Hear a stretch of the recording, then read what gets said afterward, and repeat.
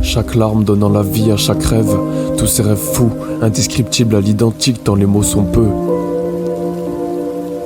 Mais peu à peu, la folle réalité rendait la nuance floue, cette nuance de rêve et de réalité. Un vrai somnambule conscient de ce qu'il est.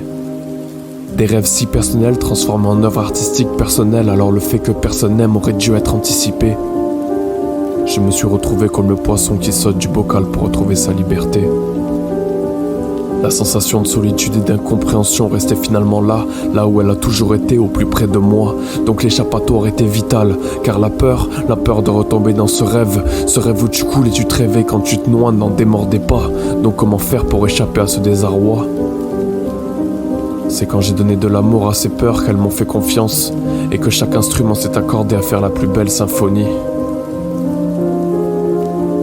Car la folie du doux et du violent n'est pas utopique, là où la symphonie du violent est nuisible, celle du doux est trop souvent risible. La mienne était l'archétype de cette solution miracle qui aurait vidé la cuve trop remplie pour en faire le plus beau des spectacles. En voilà une étrange d'éthique poétique, celle de l'artiste à l'artistique triste.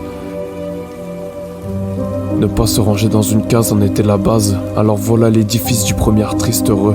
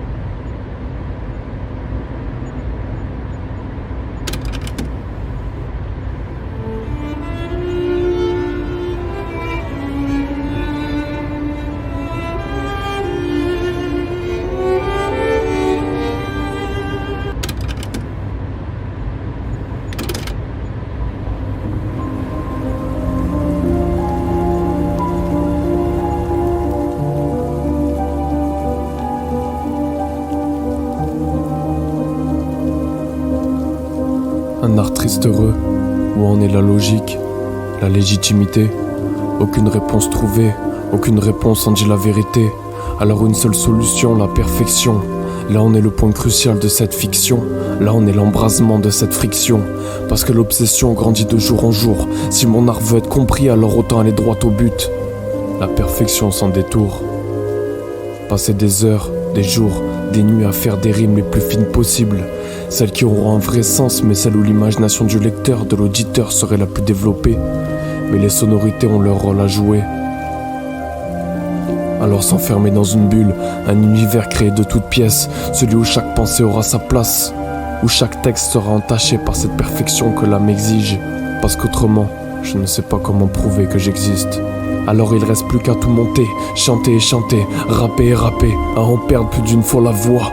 En voilà des situations triompheuses, la perte de la voix associée à la perfection, quel doux nectar d'existence.